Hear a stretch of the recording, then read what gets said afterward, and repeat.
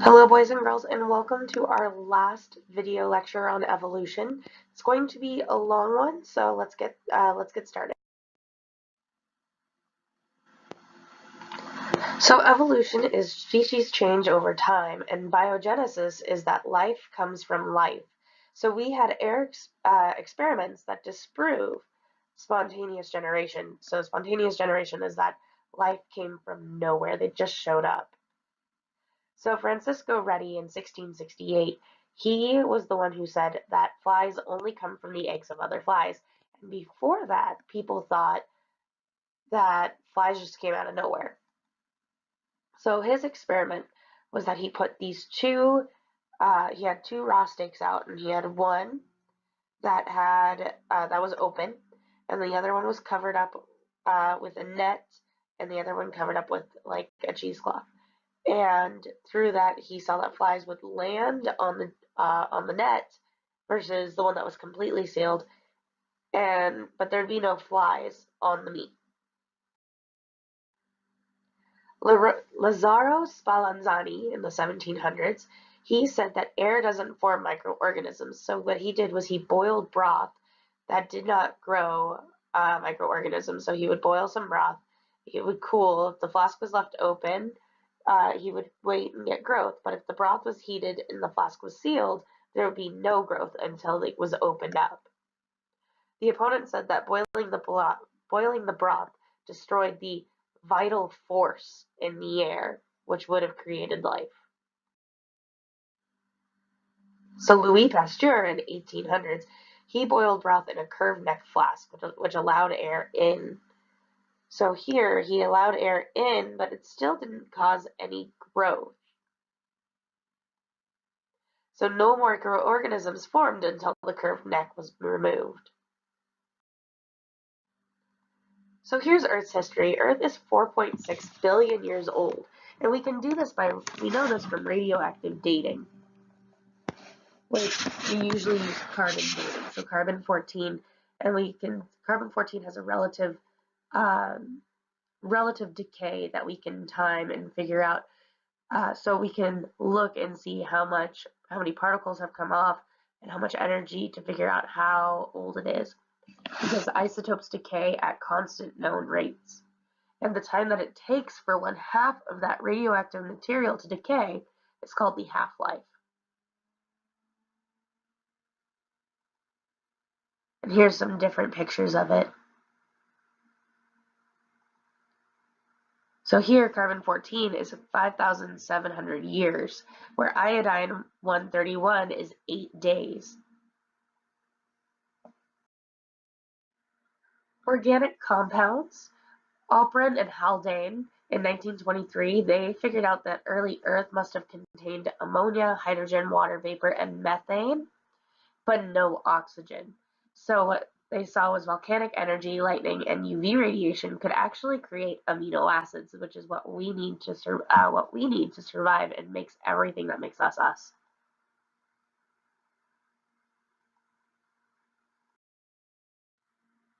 Stanley Miller and Harold Urey in 1953, they experimented with Opren's hypothesis and created all 20 amino acids, nitrogen bases, and ATP in their experiment, which created this primordial fluid, which gave them the sample that they could look at. Sidney Fox produced proteinoids, which is an abiotic polypeptide, and dripped organic monomers on hot sand, clay, or rock. So the first life forms, Thomas Cech, he said that ribosomes can act as enzymes and can self-replicate. And RNA appears to be the first genetic material. So this is where we get the RNA world hypothesis. And anaerobic prokaryotes appear about 4 billion years ago. Photosynthetic prokaryotes, they appear about 3.5 billion years ago. And this is where we had a boom of oxygen. Now, because we had that boom of oxygen, we had this ozone layer form, which protects life from UV radiation. Before that, there was nothing that really protected the Earth from UV radiation. So eukaryotes started to appear about 2 billion years ago from that. They evolved from endosymbiosis, which means that you have a large bacteria and a smaller one. One bacterium will engulf the other, and then the other bacterium now lives inside the other, and they both benefit. And so the internal bacteria are passed on from generation to generation. Mutualism between the small aerobic prokaryote and the larger anaerobic prokaryote gave rise to mitochondria and chloroplast. So here we have an ancestral host cell and these aerobic bacterium and the cyanobacterium, which would have led us to mitochondria and chloroplast. So different theories of evolution. James Hutton in 1726 to 1797, he was a geologist. He said gradualism, so in 1795, which is that processes today are the same processes as they are in the past, and that large changes are the accumulation of slow, continuous processes. Thomas Malthus, 1766 to 1834, he published an essay on human populations in 1798. He said that the resources must control the population. So once we hit a carrying capacity, that is going to limit how much we can grow. And he influenced Darwin on his ideas about organisms' struggle for existence. Jean-Baptiste Lamarck in 1744 to 1829, he was a naturalist, and he said the inheritance of acquired characteristics in 1809. He said that organisms change in response to the environment, and so that the structures that are used will become stronger and structures that are not used will become weaker. And these pass on traits to new kids. So we know this isn't right because this would be saying that Arnold Schwarzenegger, who's a bodybuilder, at his prime, that all the muscle mass that he would gain would get passed on to his kids. Or how tall you are will be passed on to your kids, and your kids will grow, and then that'll be passed on to their kids, and we would get essentially a population of giants. Charles Lyell, from 1797 to 1875, he was a geologist. He proposed uniformitarianism in 1830. And that says that processes that occur today have always occurred. So things like the water cycle, things like erosion, those have always occurred just because they occur today as well. Charles Darwin, from 1809 to 1882, he was a naturalist, and he did his study aboard the HMS Beagle, where he went around the world and went and studied all these different animals. He made most of his observations, the ones that we know extremely well, in the Galapagos Islands, where he noticed different finches, the beak differences of finches in each island. So if you look right here, you can see that this beak is made for eating seeds. These ones for buds and fruit. These ones are specifically good for getting grubs. If you look, their beak is tall or thin and pointy to where they can pick the grubs from the trees or in the trees. Here is a tool-using finch, insects, and leaves.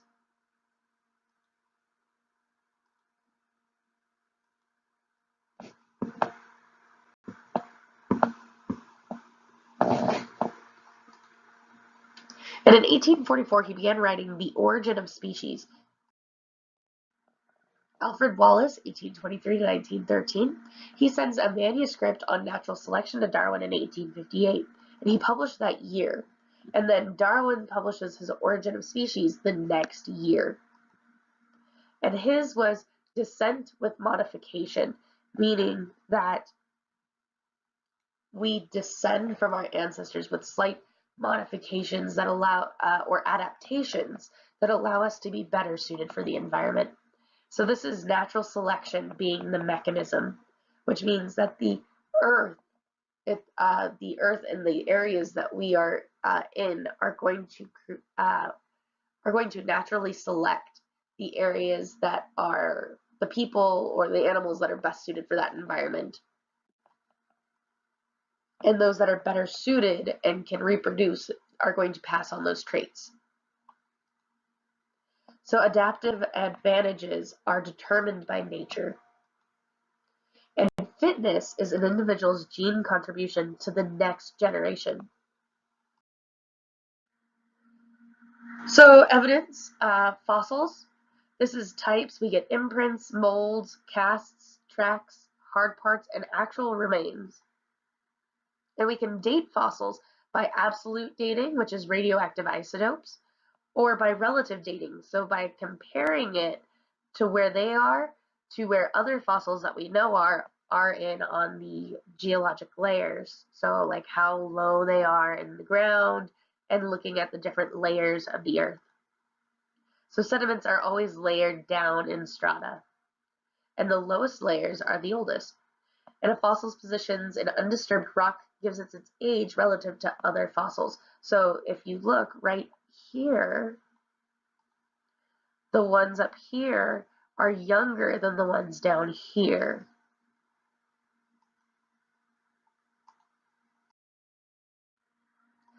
So this creates a geologic time scale, which shows that the oldest fossils are around 3.5 billion years old, and they are prokaryotic cells.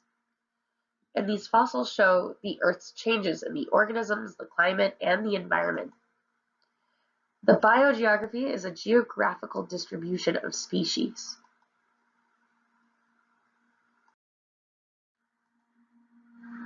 So here we can see Cyognathus and Lysostratus, and we can see that Cyognathus spends a lot of time in Africa and South America, where Lysostratus goes through Africa, India, and Antarctica. And we can even see that Glossopteris is in all five of those continents. Evidence from living organisms, we have homologous structures, which is a similar feature that is originated and shared in an ancestor. So here we can look at frogs, we can look at birds, we can look at rabbits, and we see that they all have the humerus, the radius, the ulna, the carpals, the metacarpals, and the phalanges. And so the structures may have different uses in the adult, but they come from the same tissue in the embryo. Analogous structures is identical function, but there's no embryo tissue in common. So an analogous structure would be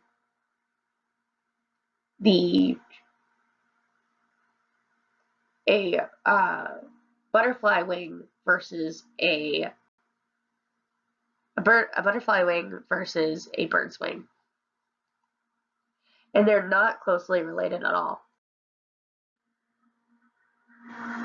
So here's some different photos. So vestigial organs, these are organs that have no useful purpose in us currently. So for example, whales, it would be the hip bones. For humans, it would be the tailbone. You'll see appendix a lot, but currently there's a lot of studies that are still looking into the appendix and seeing that whether it's actually vestigial or not.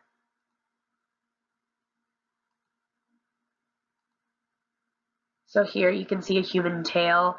That's right there because the tailbone is fused. All this is actually extra skin. So this shows relationship to the organisms in which the structure is still functional. Embryology, this is the similarities of embryos at stages in development. So here we can see embryo resemblances in a fish, a salamander, a chicken, a rabbit, and a human, and in their stages of development. So embryo development repeats in evolutionary history. Biochemistry. Enzymes and structures for important biological pathways are universal, for example, respiration and photosynthesis. The more similar the amino acid sequence, the more closely related the species are going to be. So here we're looking at the amino acids, we're looking at the DNA, and the closer the DNA is, the closer related they're going to be. And this is because DNA is a universal genetic code.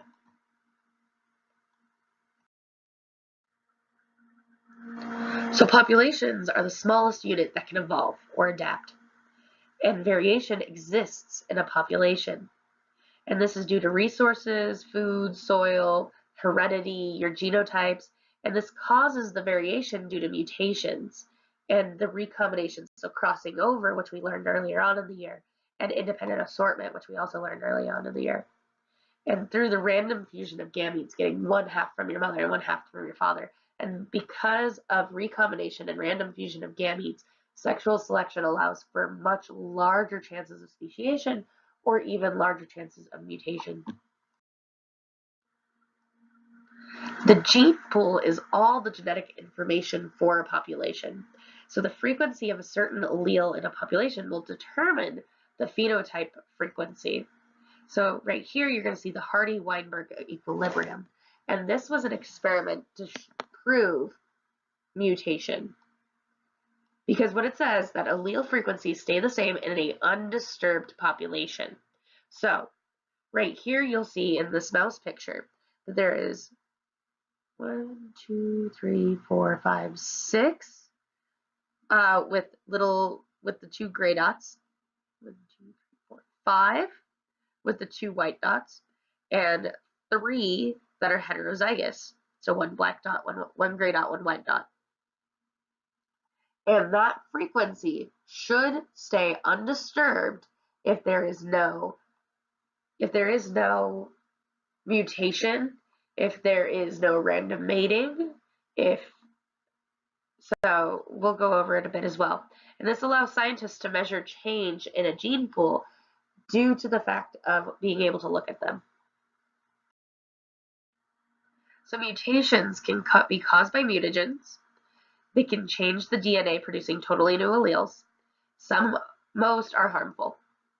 Migration, this is the immigration and emigration of individuals, so people coming in and leaving.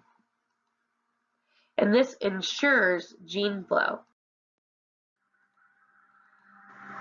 So genetic drift, this is the change of allele frequencies due to random events. So here you see the bottleneck effect, which means that there's something happens that it creates a drastic reduction in population, so those surviving individuals are going to breed. Now here in this first picture, we see there's a lot of yellow. Well, once in the bottleneck effect, we see a lot more blue people survive. So what happens is in the next generation, we have a lot more blue, which this could be interesting due to the fact that we can get a lot of homozygous recessive traits to start showing up, which can be detrimental due to the fact that there's a lot of homozygous recessive traits that have severe consequences to them. For example, cystic fibrosis or Tay-Sachs, they're both recessive traits. So small populations are highly affected. So non-random mating, this means that geographic proximity and a sort of mating like to like. So the disruption of genetic equilibrium, this is the most significant factor in evolution of populations. This is natural selection. And natural selection is nature selects against non-fit individuals. So here you see a coral snake and a king snake. And the coral snake is poisonous where the king snake is not. And this reduces harmful alleles because natural selection is going to go for the one that's most fit, the one that is more likely to pass on its genes. And so harmful alleles are going to be the ones that try to get rid, not get rid of. Harmful alleles are going to be detrimental to the fitness of the individual. So for example, here we see this bird, and we see that there is 3 brown and 3 green. Well, the green is easier to see on the background than the brown, so the bird is eating the green ones, which means the more brown are going to survive, and they're going to breed. And eventually, natural selection is going to pick for there to be more brown than green insects. So we have stabilizing selection, which is towards the average. Directional selection, which is towards one extreme. And disruptive selection, which is away from the average. So here, and then sexual selection, which is females tend to choose. So birds, for example, peacocks, The peahen, which is a very drab bird, will choose a male that is very vibrant. So if we look at this, stabilizing selection would be choosing the middle ground. So here we have light blue butterflies and dark blue butterflies, and those are going to be picked off because they're easier to see, where the mid blue are going to be easier to blend in.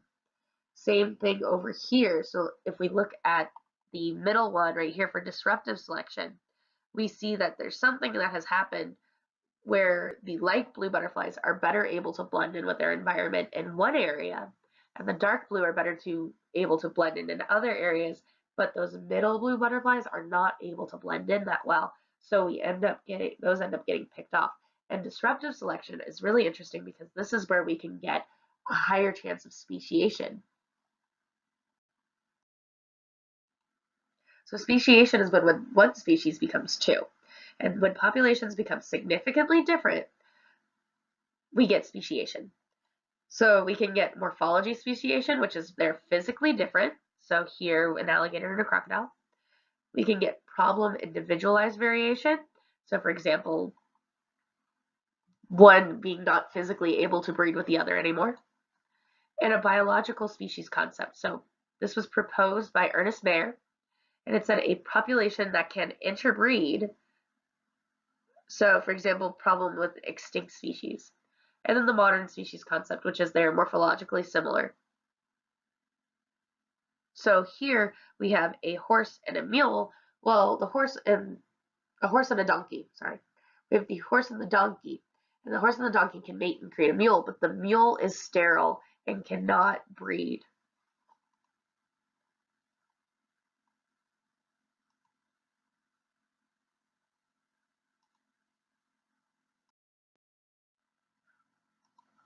So extinction can be a natural process. This can lead us to when conditions change too rapidly, for example, extinction events or ice ages, where one is not fit enough to survive those areas, but others are.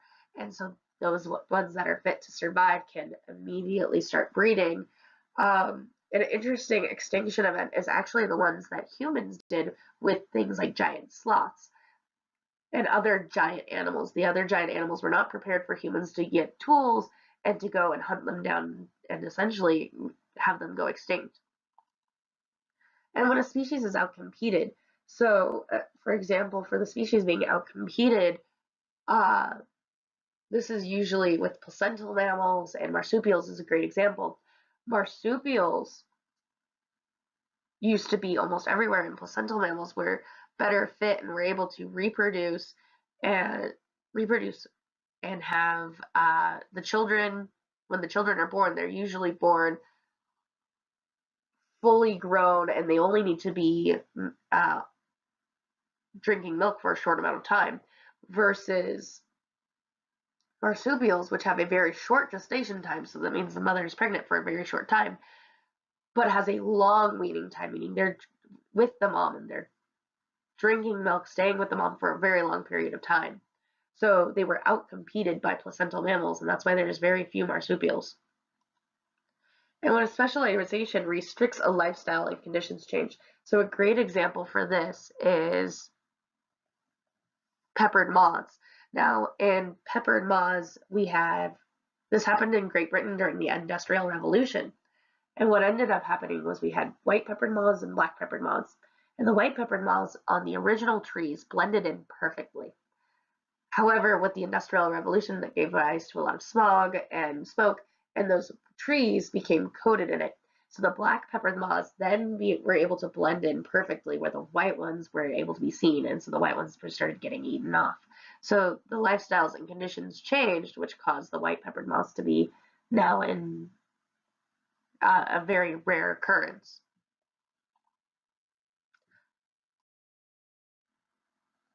Hominids, these are extinct humans and immediate ancestors. So all of them are primates, and they have movable fingers and toes and nails instead of claws. They have color vision, which is unusual for mammals, and binocular vision. The first hominids was Australopithecus. We have Australopithecus afarensis, which was 3 to 3.9 million years ago, and we have Lucy. She walked upright And then we have Australopithecus africanus, which was 2.3 to 3 million years ago. They are taller and heavier than Lucy. They have a slightly larger brain. And if you look, but they're probably not a direct ancestor. And if you look, the interesting thing about Africanus is you see that the head is beginning to curve, and these frontal bones, while they jut out more than ours, they're starting to come in.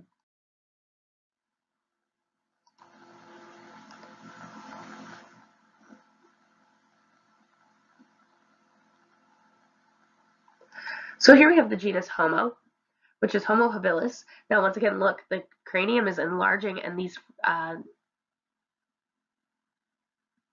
the frontal bones here are once again even closer. And this is 1.6 to 2.5 million years ago. These are known as the handy human, and they use stone tools. Homo erectus, once again, larger brain. And look at these, look at the nasals and the mandible bones right here. They are the upright human. They hunted and used fire, and they are the typical caveman. Then we have Homo sapiens, which showed about 800,000 years ago. We have Neanderthalis, which was 230,000 to 300,000 years ago. And we have the Cro-Magnons, which was 100,000 years ago. They were modern humans, and they were outcompeted by Homo erectus and Homo neanderthalis. Then we have the African origin hypothesis, which is based on similarities in mitochondrial DNA, which said that modern humans came from Africa about 100,000 to 200,000 years ago. And that's going to be where we end off today. Next time we're going to be talking about mimicry, and we're going to talk about different ways that animals adapt to their environment.